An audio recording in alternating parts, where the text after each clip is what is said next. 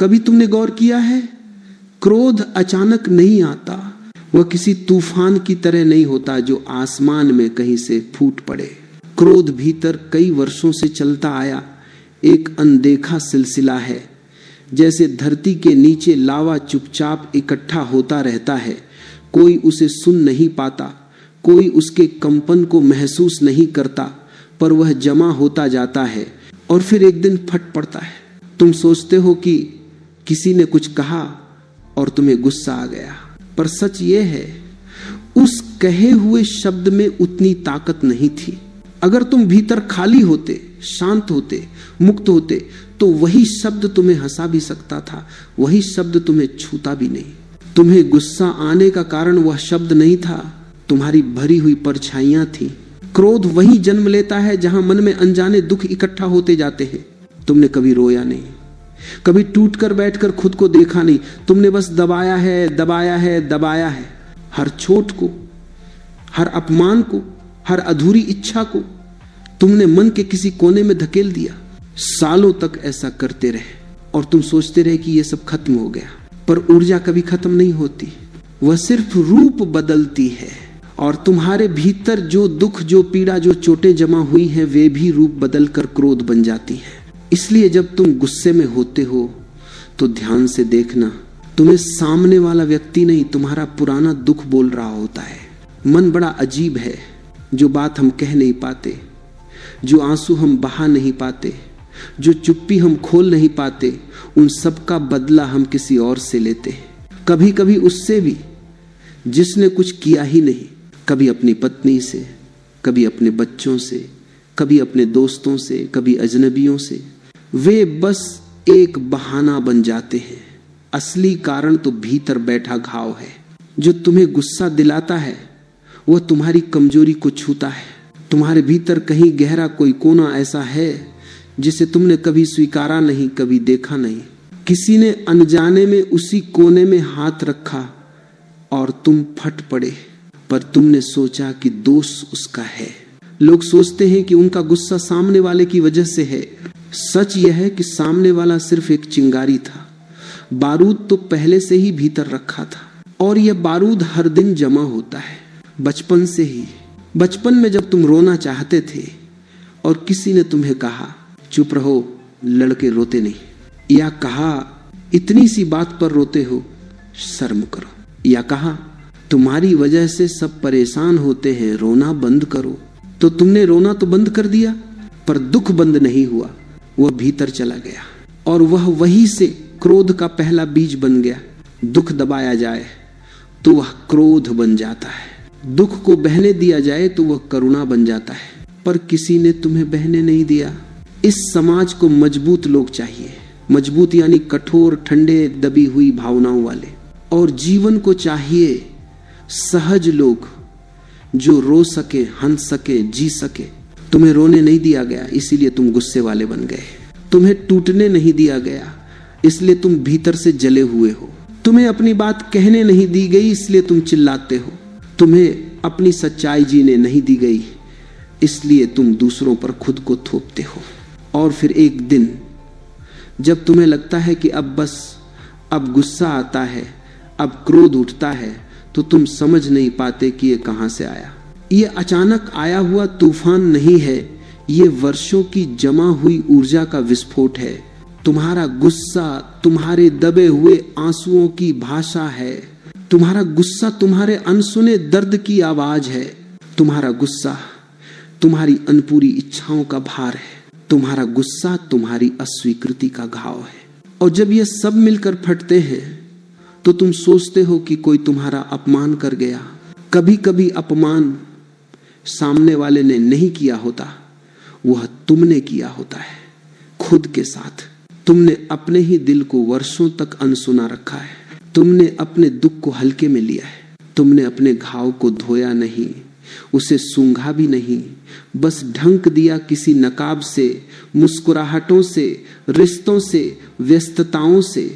लोग पूछते हैं क्रोध कहाँ जन्म लेता है? क्रोध शांत मन में नहीं जन्म लेता। क्रोध उस मन में जन्म लेता है जहां दुख दबाकर रखा गया हो, जहां प्रेम बह नहीं पाया हो, जहां कोई सुना नहीं गया हो। जहां ईमानदार आंसू बहाने की अनुमति न मिली हो, जहां स्वयं से मिलने का अवसर न मिला हो। तुमने ध्यान दिया होगा, जब तुम खुश होते हो तब तुम गुस्सा नहीं हो सकते। जब तुम प्रेम में होते हो तब कोई तुम्हें चोट नहीं पहुंचा सकता। जब तुम्हारा मन हल्का होता है तब दुनिया बहुत छोटी लगती है। पर जब भीतर भारीपन होता है, एक छोटे से शब्द से भी मन टूट जाता है। यह भारीपन ही क्रोध का जन्म स्थान है। कभी तुम अकेले बैठो और ध्यान से देखो, गुस्सा जिस क्षण उठता है वह क्षण नई चिंगारी का नहीं होता, वह एक पुराने घाव की खिंचाव का क्षण होता है। किसी ने तुम्हें कुछ कहा पर तुम्हें चोट उस बात से नहीं लगी। तुम्हें चोट इसलिए लगी क्योंकि वह बात तुम्हारे पुराने दर्द से मेल खाती थी। उसने किसी गहरे घाव को छू दिया। और यह घाव, यह पीड़ा, यह दुख, इन्हीं की परतों में क्रोध पलता है। क्रोध कभी अकेला पैदा नहीं होता, वह दुख की गोद में पनपता है। दुख उसकी मां है, दबाया हुआ दर्द उसका घर है, और तुम्हारी अनदेखी, तुम्हारी बेहोशी उसकी जमीन है। अगर लोग सच में समझें कि क्रोध कहां जन्म लेता है तो दुनिया आदि शांत हो जाए। क्योंकि जो व्यक्ति अपने दुख को समझ लेता है उसे क्रोध की जरूरत नहीं रह जाती। जो व्यक्ति अपने आंसुओं को बहने देता है उसे चिल्लाने की जरूरत नहीं पड़ती। जो व्यक्ति अपनी चोटों को देख सकता है वह दूसरों पर दोष नहीं लगाता। जो व्यक्ति भीतर के अंधेरे से मिलता है उसे कोई बाहर परेशान नहीं कर सकता। क्रोध वहीं जन्म लेता है जहां तुमने खुद को खो दिया है, जहां तुमने खुद को समझना छोड़ दिया है, जहां तुमने अपने दुख को इतना अनसुना कर दिया है कि वह चीख बनकर बाहर आता है। और जब भी तुम गुस्सा करते हो, याद रखना तुम अपने ऊपर गुस्सा करते हो, किसी और पर नहीं। तुम्हें लगता है कि सामने वाला कारण है, पर असल में तुम अपने ही भीतर के उस हिस्से से लड़ रहे हो जिसे तुमने कभी स्वीकारा नहीं। क्रोध एक दर्पण है, वह दिखाता है कि तुम भीतर क्या छिपाए बैठे हो। वह दिखाता है कि तुम कहां अपूर्ण हो। वह दिखाता है कि तुमने अपने घावों पर कब से पट्टी बांध रखी है। क्रोध किसी और की समस्या नहीं है, यह तुम्हारे भीतर दबे हुए दुखों की कहानी है। और जब तक तुम इस कहानी को सुनोगे नहीं, समझोगे नहीं, इसे बहने नहीं दोगे, ये बार बार लौट कर आएगी। हर बार नई शक्ल में, हर बार नया बहाना खोजकर। कभी तुम सोचते हो कि तुम दूसरों से लड़ रहे हो, पर असली लड़ाई तुम्हारे भीतर है, तुम्हारी अपनी छाया से, तुम्हारी अपनी अधूरी भावनाओं से, तुम्हारे अपने अपूर्ण अनुभवों से। इसीलिए क्रोध का जन्म स्थान बाहर नहीं, भीतर है। और जब तक यह समझ में ना आए तब तक क्रोध तुम्हारा स्वामी रहेगा। तुम उसके गुलाम बन जाओगे, वह तुम्हें जहां चाहे ले जाएगा। और तुम सोचते रहोगे कि तुम सही हो, तुम्हारा गुस्सा जायज है। पर गुस्सा कभी जायज नहीं होता। गुस्सा सिर्फ एक संकेत है, भीतर कुछ अनदेखा, अनसुना, अधूरा पड़ा है। तुम्हारे भीतर जितना दुख उतना क्रोध, जितनी चोट उतना विस्फोट, जितनी अनजान पीड़ा उतनी कठोरता। और एक दिन जब तुम सच में बैठकर अपने दुख को देख लोगे, तुम्हें पता चलेगा कि क्रोध का कोई अस्तित्व नहीं था, तुम ही उसे पोषण दे रहे थे। कभी तुमने अपने मन को ध्यान से देखा है? वह किसी नदी की तरह नहीं है जो बहती रहती है। वह एक ऐसे तालाब की तरह है जिसमें वर्षों से पत्ते गिरते रहे हैं, शाखाएं टूटती रही हैं, कीचड़ जमा होती रही है। और तुमने कभी उस तालाब की सफाई नहीं की, बस किनारे खड़े होकर ये सोचते रहे कि उसका पानी गंदा क्यों है। मन में भी ऐसा ही होता है, दुहक जमा होता जाता है और तुम सोचते हो कि ये अपने आप गायब हो जाएगा। पर दुहक कभी गायब नहीं होता, दुहक चुप हो जाता है पर मरता नहीं। तुम उसे दबाते हो, संभालते नहीं, तुम उसे भूल जाते हो, समझते नहीं। और जो समझा नहीं जाता, जो जिया नहीं जाता, वह मन में सड़ने लगता है। मन एक भंडार घर है, जितना भरोगे उतना भारी होगा। और यह मन जो पहले हल्का था, जो पहले कच्ची मिट्टी सा था, जो पहले संवेदनशील था, धीरे धीरे बोझिल हो जाता है। और बोझ ही दुखक बन जाता है। लोग पूछते हैं कि मन इतना दुखी क्यों है। मैं पूछता हूं, तुमने उसे कब मौका दिया हल्का होने का? कभी तुमने खुद को रोने दिया? कभी गहरे बैठकर अपने दिल की बात सुनी? कभी किसी रात यह महसूस किया कि तुम टूट रहे हो और उस टूटने को अनुमति दी? कभी अपने ही घाव को सहलाया? नहीं, तुमने हमेशा खुद से कहा मैं ठीक हूं, और यह झूठ तुम बार बार बोलते रहे। तुम्हें लगता रहा कि दुख छोटा है, पर हर छोटा दुख मन की दीवार में एक दरार बन जाता है, और कभी कभी वही छोटी दरारें भविष्य में बड़ी टूटन की वजह बनती हैं। मन दुख से भरता कैसे है? एक दिन किसी ने तुम्हें नजरअंदाज किया, तुम्हें चोट लगी, तुमने मुस्कुराकर उसे ढक दिया, पर दर्द बच गया। एक दिन तुम्हें किसी ने गलत कहा, अपमानित किया, तुमने प्रतिकार नहीं किया, तुमने बोला ठीक है कोई बात नहीं, पर तुम्हारी गहरी परतों में एक गांठ बन गई। एक दिन किसी प्रिय ने तुमसे उम्मीद नहीं निभाई, तुमने कहा चलो ऐसा ही सही, पर अंदर एक टीस उठी जो कहीं टिक गई। और इस तरह सालों में हजारों लाखों छोटे छोटे दुख तुम्हारे मन के कोनों में बैठ गए। तुमने मान लिया कि यह जीवन है, दर्द सहना पड़ता है, पर मन दर्द सहने से नहीं, दर्द को स्वीकारने से हल्का होता है। तुम्हें लगता है कि दुख तभी बड़ा होता है जब कोई बहुत बड़ी घटना हो। नहीं, कभी कभी सबसे बड़ा दुख वही होता है जिसे तुम छोटी बात समझकर अनसुना कर देते हो। एक छोटा सा तिनका भी नाव को डूबा सकता है अगर पहले से बहुत सारा बोझ भरा हो। मन भी ऐसा ही है, तुम हर दिन दुख जोड़ते जाते हो और हर दुख अपने साथ एक ऊर्जा लेकर आता है, एक बोझ, एक खिंचाव, एक अंधेरा, और ये सब मिलकर मन की गहराई में जमा होते जाते हैं। और एक दिन तुम्हें लगता है कि तुम भारी हो गए हो, थक गए हो, टूट गए हो, पर तुम्हें कारण समझ नहीं आता। कारण यही है, तुमने मन में इतने दुख जमा कर लिए कि तुमने महसूस करना छोड़ दिया। दुख की सबसे बड़ी समस्या क्या है? दुख तब तक दिखाई नहीं देता जब तक वो फूट न पड़े। तुम सोचते हो कि तुम ठीक हो, पर अचानक किसी बात पर तुम्हें रोना आ जाता है, अचानक तुम्हारा मन बैठ जाता है, अचानक तुम्हें लगता है कि सब कुछ व्यर्थ है, अचानक तुम्हें गुस्सा आने लगता है, अचानक तुम्हें किसी से बात करने का मन नहीं करता। तुम्हें लगता है कोई बाहर की वजह है, पर बाहर कुछ नहीं हुआ होता। भीतर जमा दुख थोड़ी जगह मांग रहा होता है। दुख चाहता है देखा जाए, तुम उसे दफनाते हो। दुख चाहता है सुना जाए, तुम उसे चुप कराते हो। दुख चाहता है जिया जाए, तुम उसे अनदेखा कर देते हो। और जो देखा नहीं जाता वह चीख बनकर उभरता है। यही चीख आगे चलकर क्रोध बनती है। मन में दुख जमा होता कैसे है? क्योंकि तुमने बचपन से यही सीखा, कमजोर नहीं दिखना। दुख को दिखाना कमजोरी मान लिया गया। समाज ने तुम्हें सिखाया मजबूत बनो, रो मत, टूटो मत, बोलो मत, पर कोई ये नहीं बताता कि बिना टूटे नया कैसे बनोगे, बिना रोए हल्का कैसे होगे, बिना कहे घाव कैसे ठीक होंगे।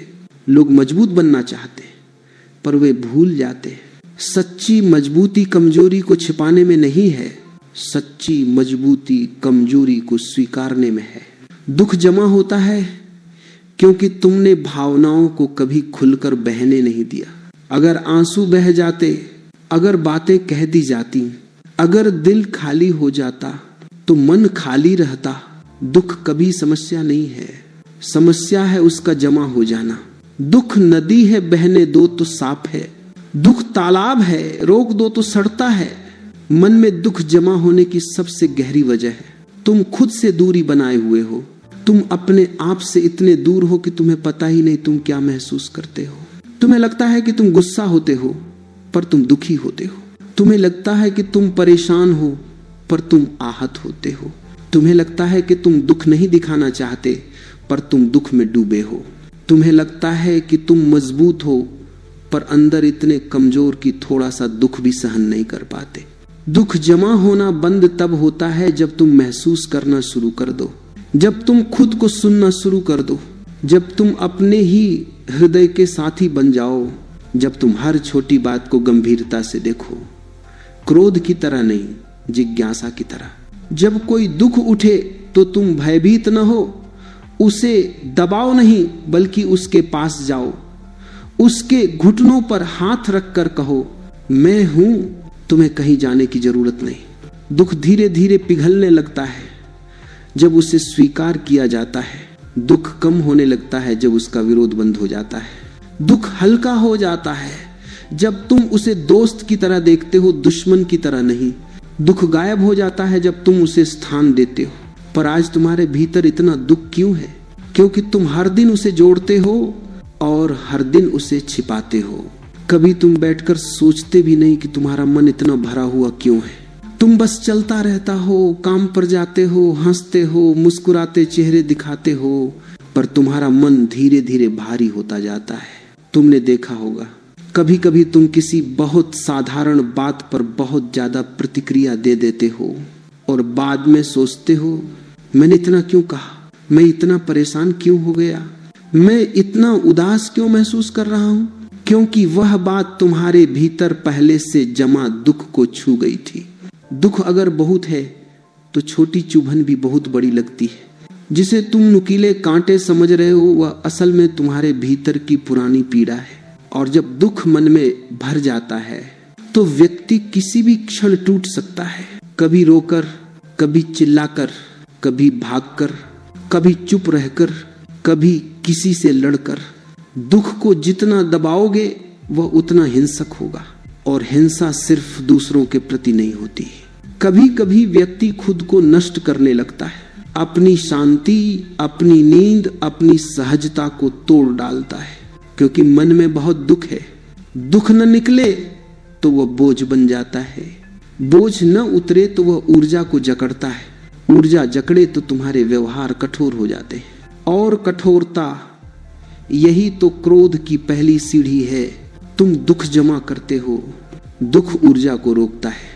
रुकी ऊर्जा जलती है, जली ऊर्जा फटती है, और वही फटना क्रोध बन जाता है। अगर तुम मन के दुख को देख लोगे, अगर तुम उसे समझ लोगे, अगर तुम उसे बहने दोगे तो तुम हल्के हो जाओगे। और जब मन हल्का होता है क्रोध का अस्तित्व खत्म होने लगता है। मन एक खेल खेलता है और उस खेल का नाम है प्रतिक्रिया।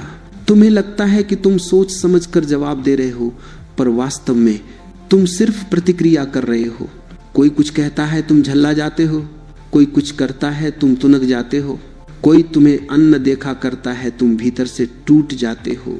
तुम सोचते हो ये सब तुम्हारे निर्णय है, पर नहीं, यह सब सिर्फ प्रतिक्रियाएं हैं, भीतर जमा हुए दुख, चोट, स्मृति और अहंकार की प्रतिक्रियाएं।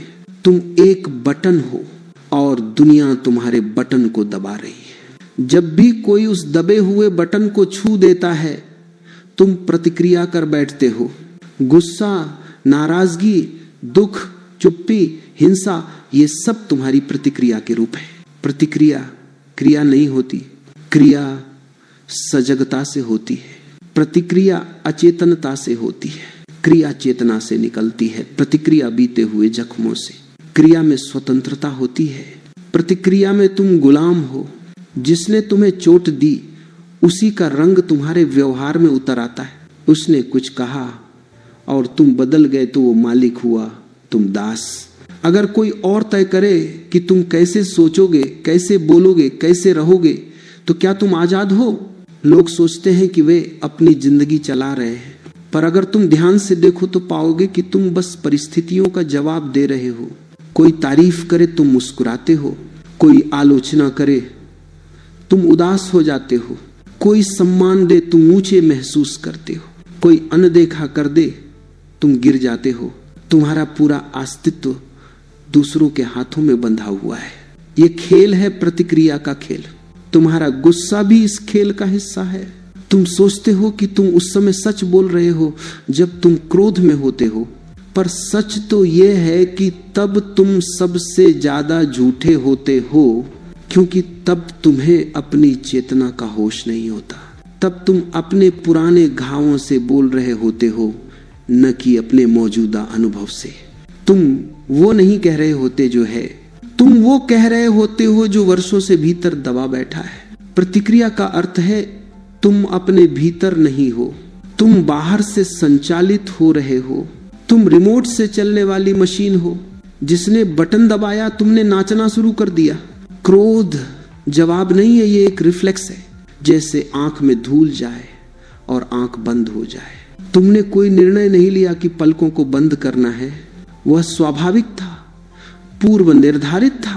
ऐसे ही जब कोई तुम्हें गाली दे और तुम गुस्से में आओ तो तुमने कोई चेतन निर्णय नहीं लिया, तुम बस उसी प्रोग्रामिंग से चल पड़े जो वर्षों से जमा है। प्रतिक्रिया में दोहराव होता है। एक ही घटना पर बार बार एक ही ढंग से प्रतिक्रिया करना ये दिखाता है कि तुम जिंदा नहीं हो, तुम बस मशीन हो। कोई तुम्हें चुभे, तुम चिल्लाओ, कोई तुम्हें रोके, तुम टूट जाओ, कोई तुम्हें गलत कहे, तुम अपमानित हो जाओ। तुम्हारा पूरा व्यक्तित्व इस प्रतिक्रिया के घेरे में कैद है। प्रतिक्रिया एक आदत बन जाती है और धीरे धीरे तुम उस आदत से खुद को पहचानने लगते हो। तुम कहते हो मैं ऐसा ही हूं, जल्दी गुस्सा आ जाता है, मैं ऐसा ही हूं, कोई मेरी बेइज्जती करे तो बर्दाश्त नहीं होता। पर यह तुम नहीं हो, ये तो तुम्हारी प्रतिक्रियाओं का ढांचा है जो तुम पर बचपन से, समाज से, परिवार से, अनुभवों से चढ़ता गया। तुमने उसे पहचाना नहीं, तुमने बस उसे ओढ़ लिया। ध्यान से देखना, क्रोध उस समय आता है जब तुम्हारे भीतर कोई पुराना पैटर्न टूटता है। तुम्हें लगता है कि यह इंसाफ नहीं है, तुम्हें लगता है कि तुम्हें ऐसा नहीं कहा जाना चाहिए था, तुम्हें लगता है कि कोई तुम्हें नीचा दिखा रहा है और तुम तुरंत प्रतिक्रिया करते हो। पर क्या कभी तुमने ठहर कर सोचा वो बात सच थी या नहीं? वो तुम्हारे लिए क्यों इतनी चुभ गई? क्या उसमें कुछ ऐसा था जो तुम्हारे अपने डर को छू गया? जब भी तुम प्रतिक्रिया करते हो तुम स्वयं को खो देते हो। उस क्षण तुम अब स्वतंत्र नहीं रह जाते, तुम उस स्थिति के गुलाम हो जाते हो। और यहीं से शुरुआत होती है क्रोध के चक्रव्यूह की। एक बार तुम प्रतिक्रिया कर दो तो सामने वाला भी प्रतिक्रिया करता है। तुम चिल्लाओगे वो चिल्लाएगा, तुम झगड़ोगे वो भी झगड़ेगा, तुम तानों से मारोगे वो शब्दों से काटेगा। प्रतिक्रिया से प्रतिक्रिया जन्म लेती है और फिर तुम सोचते हो दुनिया खराब है। नहीं, दुनिया तुम्हारा प्रतिबिंब है। तुम जो बाहर फेंकते हो वही तुम्हारे पास लौटता है। तुम्हारा क्रोध, तुम्हारी प्रतिक्रिया, तुम्हारा भय वही तुम तक लौटता है किसी न किसी रूप में। और इस खेल को बंद करना तभी संभव है जब तुम प्रतिक्रिया करना छोड़ दो। कैसे छोड़ सकते हो? बहुत सरल है, पर पहली शर्त है ठहराव, एक क्षण का ठहराव। जैसे ही तुम महसूस करो कि भीतर कुछ खौल रहा है, कोई प्रतिक्रिया उठ रही है, बस रुक जाओ। कुछ मत करो, कुछ मत कहो, सिर्फ अनुभव करो। वो गर्मी महसूस करो जो भीतर दौड़ रही है, वो जलन जो गले में उठ रही है, वो धड़कन जो तेज हो गई है। उस पर कोई लेबल मत लगाओ, न इसे सही कहो न गलत, न इसे दबाओ न फैलाओ, सिर्फ चुप रहो और देखो। देखना ही ध्यान है। और ध्यान में प्रतिक्रिया जल जाती है। ध्यान में क्रोध खुद को दिखा देता है। और जब तुम एक बार देख लेते हो कि यह प्रतिक्रिया है, तब तुम उसे दोहराने से इनकार कर सकते हो। सच पूछो तो यह खेल तुम्हारी बेहोशी का है। तुम कभी अपने भीतर नहीं जाते, इसलिए बाहर से संचालित होते हो। जिस दिन तुम भीतर उतरते हो, जिस दिन तुम अपने ही केंद्र से जीते हो, उस दिन कोई तुम्हारा बटन नहीं दबा सकता, क्योंकि तब तुम एक यंत्र नहीं, एक आत्मा बन जाते हो। एक सजग व्यक्ति प्रतिक्रिया नहीं करता, वह देखता है, वह समझता है, वह उस चुभन को अपनाता है। और तब जो कुछ वह कहता है वह प्रतिक्रिया नहीं होती, वह प्रेम होती है। तुम्हारा क्रोध तुम्हारी बेहोशी का प्रमाण है। तुम्हारी प्रतिक्रिया तुम्हारी असहायता का संकेत है। तुम्हारा चिल्लाना तुम्हारे डर का शोर है।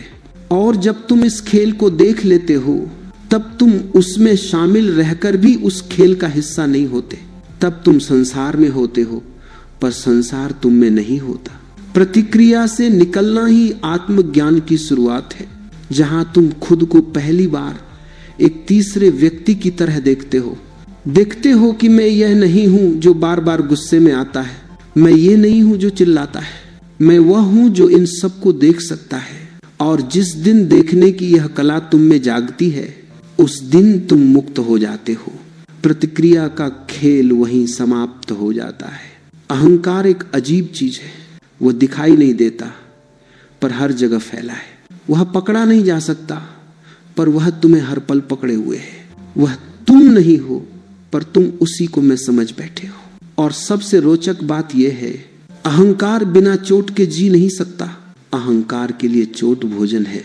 जिस दिन चोट बंद हो जाए, अहंकार सूख जाता है।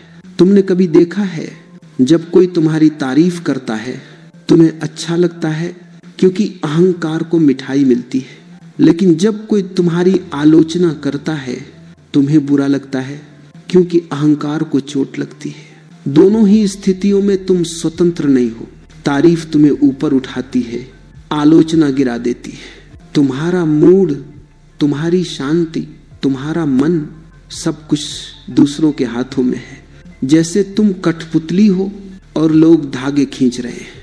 तुम सोचते हो कि तुम्हें गुस्सा सामने वाले के शब्दों से आता है, नहीं, तुम्हें गुस्सा इसलिए आता है क्योंकि तुम्हारा अहंकार घायल हो जाता है।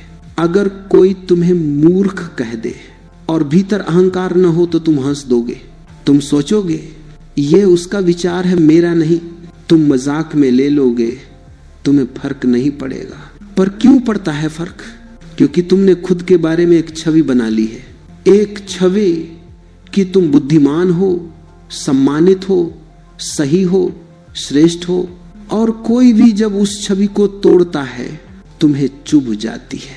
जो तुम्हें चुभता है वही तुम्हारा अहंकार है। जो तुम्हें अपमान जैसा लगता है वही तुम्हारी झूठी छवि है। जो तुम्हें गुस्से में बदल देता है वही तुम्हें बांध रहा है। अहंकार कहता है तुम्हें कोई छू नहीं सकता, तुम्हें कोई गलत कैसे कह सकता है, तुम्हें कोई रोक कैसे सकता है, तुम्हें कोई अनदेखा कैसे कर सकता है। और चोट कहती है तुम्हें छुआ गया है, तुम्हें रोका गया है, तुम्हें नजरअंदाज किया गया है। यही संघर्ष है अहंकार और चोट का। तुम कभी ये नहीं देखते कि सामने वाला क्या कह रहा है, तुम ये देखते हो कि वह तुम्हारे बारे में कह रहा है, मेरे बारे में। यही शब्द अहंकार का ईंधन है। और जिस क्षण तुम मेरे पर पकड़ रखते हो उसी क्षण किसी भी चोट के लिए द्वार खोल देते हो। जिसका अहंकार जितना बड़ा उसकी चोट उतनी गहरी, जिसकी झूठी छवि जितनी मजबूत उसके टूटने की आवाज उतनी ज्यादा। और यही टूटना क्रोध बन जाता है। अहंकार बड़ी चालाकी से काम करता है। वो कहता है तुम सही हो, और जैसे ही तुम इस भुलावे में पड़ जाते हो सामने वाले की कोई भी बात भाला बन जाती है। तुम्हारे गुस्से के पीछे हमेशा कोई घाव काम करता है, एक घाव जो बहुत पुराना है। किसी ने कुछ कहा पर तुम्हें चोट आज नहीं लगी, तुम्हें चोट बचपन में लगी थी, जब तुम छोटे थे, असुरक्षित थे, जब तुम्हें स्वीकार नहीं किया गया, जब तुम्हें सुना नहीं गया, जब तुम्हें समझा नहीं गया। और आज भी वही चोट सक्रिय है, वही दर्द है। अहंकार उसी पुराने घाव की रक्षा कर रहा है। तुम्हें लगता है तुम गुस्से में बोल रहे हो पर तुम अपने पुराने घाव को बचा रहे हो। तुम्हें लगता है तुम किसी के खिलाफ बोल रहे हो पर तुम अपने अहंकार को बचा रहे हो। तुम्हें लगता है तुम सच्चाई कह रहे हो पर तुम एक भ्रम की रक्षा कर रहे हो, एक कल्पना जिसे तुमने मैं कहकर ओढ़ लिया है। और सबसे सुंदर बात जानो, अहंकार कभी तृप्त नहीं होता। तुम्हें लाखों बार सम्मान मिले वह और चाहेगा, एक बार अपमान मिला वह घायल हो जाएगा।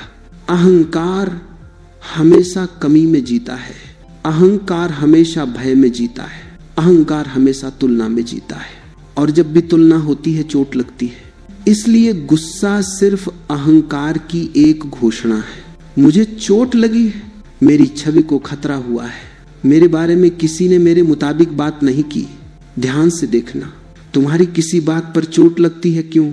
क्योंकि तुम अपने मैं को बहुत गंभीरता से लेते हो। तुम्हारे पास एक झूठा मैं है, एक मुखौटा, और यह मुखौटा बहुत नाजुक है, छोटी बात से टूट जाता है और तुम टूट जाते हो। अगर यह मुखौटा सच होता, अगर तुम वास्तविक होते तो कोई तुम्हें चोट नहीं पहुंचा सकता था। जैसे कोई व्यक्ति जो नग्न होकर नदी में उतरता है, उसके कपड़े गंदे हो या साफ, नदी को कोई फर्क नहीं पड़ता, वो हर चीज को धो देती है। पर जिसने सुंदर कपड़े पहने हैं वह नदी में उतरने से डरता है, कहीं कपड़े गीले न हो जाएं, कहीं दाग न लग जाएं, कहीं कोई देख न ले। अहंकार यही कपड़ा है। और सचमुच मनुष्य नदी जैसा स्वच्छ तभी होता है जब वह इस कपड़े को छोड़ देता है। अहंकार की चोटों को समझना खुद को समझना है। किसी ने तुम्हें अनदेखा किया, तुम्हें चोट लगी, पर क्या ये अनदेखा करना सच में दर्द था, या तुम्हारे भीतर एक आवाज थी, मैं खास हूं, कोई मुझे अनदेखा नहीं कर सकता। किसी ने तुम्हारे काम की आलोचना की, तुम्हें गुस्सा आया, पर क्या आलोचना चोट थी, या तुम्हारे भीतर एक विश्वास था, मैं गलती नहीं कर सकता। तुम्हें चोट बाहर से नहीं लगती, तुम्हारे भीतर मौजूद छवि से लगती है। अगर वह छवि टूटने लगे तो अहंकार घबरा जाता है, और यह घबराहट क्रोध के रूप में बाहर आ जाती है। अहंकार सिर्फ तभी तक जीवित है जब तक तुम यह मानते हो कि तुम कुछ अलग हो, कुछ विशेष हो, कुछ स्थायी हो। और जीवन बार बार तुम्हें दिखाता है कि ऐसा कुछ नहीं है। इसीलिए जीवन बार बार तुम्हारे अहंकार को तोड़ता है, जैसे कोई मूर्तिकार पत्थर से अनावश्यक हिस्से हटाता है ताकि असली मूर्ति उभर सके। हर चोट तुम्हें असली बनाती है अगर तुम उसे समझ लो तो, लेकिन तुम समझते नहीं, तुम प्रतिक्रिया करते हो। अहंकार कहता है मैं सही हूं, चोट कहती है तुम असुरक्षित हो, क्रोध कहता है मैं इसे संभाल लूंगा, और चेतना कहती है सब व्यर्थ है, सब नाटक है। जिस दिन तुम अपनी चोट को बिना किसी बहाने के देख लोगे, बिना प्रतिक्रिया, बिना बचाव, बिना किसी को दोष दिए, उस दिन पहली टूट जाएगी। अहंकार वहीं खत्म होता है जहां निरीक्षण शुरू होता है, चोट वहीं खत्म होती है जहां स्वीकार शुरू होता है, और क्रोध वहीं खत्म होता है जहां चेतना जागती है। जिसने अपने अहंकार को देख लिया उसका गुस्सा स्वतः गायब हो जाता है, क्योंकि अब चोट लेने के लिए कोई मैं बचता ही नहीं। तुम सिर्फ एक खुलापन बन जाते हो, एक आकाश। आकाश को कौन चोट पहुंचा सकता है? आकाश को कैसे अपमानित किया जा सकता है? आकाश को किस बात पर गुस्सा आएगा? जब तुम आकाश हो जाते हो, अहंकार भाप की तरह उड़ जाता है। शांति कोई तकनीक नहीं है, शांति कोई अभ्यास नहीं है, शांति कोई ऐसी चीज नहीं जिसे तुम्हें बाहर से लाना पड़े या जिसे तुम प्रयास से पैदा कर सको। शांति तो तुम्हारी प्रकृति है, तुम्हारा स्वभाव है, तुम्हारा मूल है। जो अशांति है वह सीखी हुई है, जो तनाव है वह उधार लिया हुआ है, जो घबराहट है वह दुनिया की देन है, जो क्रोध है वह तुम्हारे भीतर जमा हुई धूल है। तुम शांति खोजने नहीं जाते, तुम बस वह सब हटाते हो जो शांति के रास्ते में खड़ा है। शांति हमेशा मौजूद है, वही तुम्हारा घर है, वही तुम्हारा केंद्र है। जब तुम दुख जमा करते हो शांति छिप जाती है, जब तुम प्रतिक्रिया करते हो शांति हिल जाती है, जब तुम चोट खाते हो शांति पीछे हो जाती है, और जब तुम अहंकार ओढ़ लेते हो शांति खो जाती है। शांत होना एक विज्ञान है, पर यह विज्ञान बहुत सरल है, इतना सरल कि जटिल मन उसे समझ नहीं पाता, क्योंकि सरल चीजें समझने के लिए बुद्धि नहीं, निर्दोषता चाहिए। जीवन के हर गहरे सत्य की तरह शांति भी खेल की तरह आसान है, बस तुम उसे कठिन मानते हो। कभी तुमने छोटे बच्चों को देखा है? वे बिना किसी प्रयास के शांत रहते हैं, खेलते हैं, हंसते हैं, रोते हैं, पर भीतर उनकी ऊर्जा तरल है, बहती हुई है। वे दुख नहीं जमा करते, वे प्रतिशोध नहीं रखते, वे कल की बात आज नहीं ढोते। वे इतनी सहजता से बदल जाते हैं कि हमें लगता है जैसे वे हमें भूल ही गए। नहीं, वे भूलते नहीं, वे आगे बढ़ जाते हैं, और यही शांति का विज्ञान है। तुम चीजों को रोको मत, उन्हें बहने दो। प्रत्येक भाव, प्रत्येक अनुभव, प्रत्येक स्पर्श को उसकी पूर्णता तक जीने दो। पर तुम क्या करते हो? तुम भावों को रोक लेते हो, तुम दुख को याद रखते हो, तुम चोटों को पकड़कर बैठ जाते हो, तुम कल की बात को सालों तक ढोते रहते हो। तुम रुदन को रोककर चट्टान बन जाते हो और फिर कहते हो शांति कहाँ है। शांति तो वही है जहां तुमने उसे छोड़ा था। अपने भीतर तुम ही उससे दूर हो गए। शांत होना मतलब अपने भीतर लौटना, उस जगह आना जहां कुछ हिलता नहीं, जहां ना दुख है ना सुख, जहां ना कोई जीत है ना हार, जहां ना कोई इच्छा है ना कोई मांग। उस स्थान पर तुम बस हो, निर्मल, खाली, खुले। शांति तब आती है जब तुम बाहर की हर चीज को महत्व देना बंद करते हो। ये कौन क्या कह रहा है, कौन क्या सोच रहा है, कौन तुम्हारी प्रशंसा करता है, कौन आलोचना, ये सब जब धूल की तरह गिरने लगते हैं और तुम भीतर उतरने लगते हो, तब शांति तुम्हें घेर लेती है। शांति क्रोध की अनुपस्थिति नहीं है, शांति दुख की अनुपस्थिति नहीं है, शांति प्रतिक्रिया की अनुपस्थिति नहीं है। शांति ऊर्जा का संतुलन है, शांति जागृति है, शांति देखने की शक्ति है। जब तुम भीतर होने वाली हर तरंग को देखते हो बिना उससे जुड़ने के प्रयास के, वह तरंग शांति में बदल जाती है। तुमने ध्यान दिया होगा, जब तुम क्रोध को देखते हो उसे दबाते नहीं, वह धीरे धीरे अपना बल खोने लगता है। क्योंकि क्रोध का बल दबाने से आता है, देखने से नहीं। इसी तरह दुख को देखो बिना दुखी हुए, भय को देखो बिना उससे भागे, ईर्ष्या को देखो बिना खुद को दोष दिए। इन भावनाओं को देखने की कला ही शांत होने का विज्ञान है। किसी ने पूछा था शांति पाने का तरीका क्या है, और उत्तर था तरीका मत खोजो।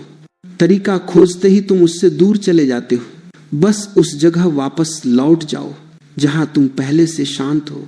शांति तुम्हें बाहर नहीं मिलेगी, किसी पहाड़ में, किसी आश्रम में, किसी मंदिर में। शांति एक यात्रा नहीं, एक वापसी है। और ये वापसी तब होती है जब तुम अपने मन की हलचल को पहचान लेते हो। मन हर समय बहता रहता है, विचार उठते हैं, गिरते हैं, भावनाएं आती हैं, जाती है, इच्छाएं जन्म लेती हैं, मर जाती हैं, और तुम उन्हें पकड़ लेते हो। यही तुम्हारी अशांति की जड़ है। जिसे पकड़ना बंद कर दो वही शांति है।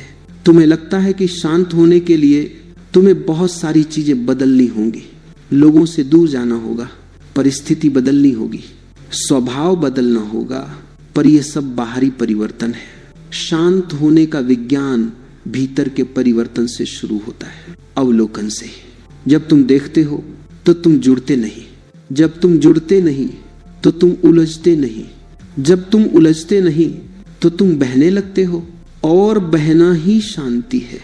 शांति का रहस्य अवलोकन है। देखते रहो, सुनते रहो, महसूस करते रहो बिना प्रतिरोध के।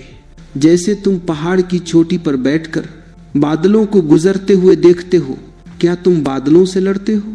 क्या तुम उन्हें रोकते हो? क्या तुम उन्हें अपनी तरफ खींचने का प्रयास करते हो? नहीं, तुम बस देखते हो। और जितना अधिक तुम देखते हो उतना अधिक तुम भीतर उतरते जाते हो। शांति भी ऐसे ही आती है जब तुम अपनी भावनाओं, अपने विचारों, अपने आघातों, अपने संघर्षों को बादलों की तरह गुजरने देते हो। जब तुम इन्हें पकड़ना बंद कर देते हो, मन खाली हो जाता है, और खाली मन ही शांत मन है। शांति कोई उपलब्धि नहीं है, शांति तो वह अवस्था है जहां तुम अपना असली चेहरा देखते हो, बिना किसी मुखौटे के, बिना किसी छवि के, बिना किसी अहंकार के।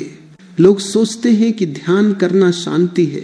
नहीं, ध्यान वह रास्ता है जिस पर चलकर तुम शांति तक पहुंचते हो। ध्यान वह दरवाजा है जिसे खोलकर तुम अपने भीतर प्रवेश करते हो। ध्यान वह दीप है जिससे तुम अपने अंधकार को देख पाते हो। और जब तुम अपने अंधकार को देख लेते हो, वहीं से प्रकाश जन्म लेता है, और वही प्रकाश शांति है। शांति का विज्ञान कहता है कुछ मत करो, सिर्फ देखो, कुछ मत बनो, सिर्फ रहो, कुछ मत पकड़ो, सिर्फ बहने दो। और जिस दिन तुमने यह कर लिया, तुम्हारे भीतर ऐसा आकाश खुलेगा जहां कोई तूफान नहीं पहुंच सकता, कोई दुख नहीं टिक सकता, कोई क्रोध नहीं टिक सकता। तुम उस केंद्र पर पहुंच जाओगे जहां सिर्फ मौन है, शांत, गहरा, अनंत मौन। वही तुम्हारा सत्य है, वही तुम्हारा घर है, वही तुम्हारी आत्मा है। शांति स्वयं आ जाती है जब तुम अपने आप को रोकना छोड़ देते हो। मौन, यह शब्द जितना छोटा है उतना ही अनंत है। मौन वह स्थान है जहां तुम खुद से मिलते हो पहली बार, बिना किसी पर्दे के। मौन वह दर्पण है जिसमें तुम अपने मूल को देख पाते हो। मौन वह सुगंध है जहां तुम्हारा अस्तित्व खिलता है। लोग सोचते हैं कि मौन का मतलब बोलना बंद कर देना है, पर बोलना बंद करना तो सिर्फ बाहरी मौन है। सच्चा मौन तब आता है जब मन बोलना छोड़ दे, जब विचार शांत हो जाए, जब भीतर की भीड़ थम जाए, जब हलचल, बेचैनी, प्रश्न, इच्छाएं सब स्थिर हो जाएं। बाहरी मौन भीतरी मौन की सीढ़ी है, पर सीढ़ी पर ठहर जाना यात्रा नहीं है। तुम्हें ऊपर चढ़ना है, अंदर उतरना है। मौन को समझना सरल है, बस उसे सुना नहीं जा सकता। मौन को पकड़ा नहीं जा सकता, उसे शब्दों में नहीं डाला जा सकता, क्योंकि मौन शब्द के परे है। तुम मौन को सिर्फ अनुभव कर सकते हो जब तुम बैठे हो और कोई विचार नहीं, कोई शोर नहीं, कोई प्रत्याशा नहीं, कोई कल नहीं।